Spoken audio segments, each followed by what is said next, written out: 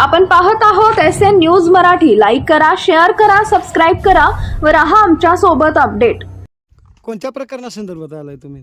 Priyanka madam यांच्यावरती अन्याय झाला.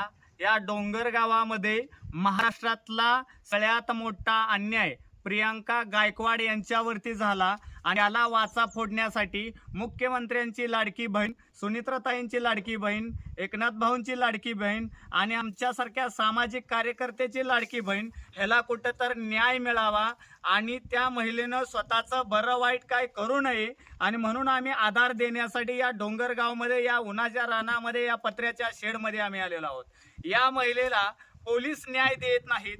कोर्टाचा निकाल त्यांच्याकडून असताना प्रांतानं आर्थिक साठलोट करून हा न्याय दिलेला आहे का, हे आमचं मत आहे. कोणत्या आर्थिक अभिलाषापोटी ही गोष्ट केलेली आहे का, ह्याचा पूर्ण SIT चौकशी होईल, ED चौकशी होईल, या सगळ्याच गोष्टीची पर्दाफाश होईल आणि शासन यंत्रणा जर याच्या जबाबदार असेल तर 100% मी आणि रामचंद्र घोटुगळे आमच्या बरोबर काय 20 ते 30 जणांची टीम आहे. अमित शाह साहेबांच्याकडे, देवेंद्र फडणवीस साहेबांच्याकडे यांची तक्रार करून या महिलेला 100% न्याय मिळेल. आणि जी वैशाली मॅडम आहे, ॲडव्होकेट वैशाली मॅडम, या कोर्टाचा आणि वकिलकीचा धाक दाखवून या आपला महिलेला त्रास देत आहे मानसिक दृष्ट्या.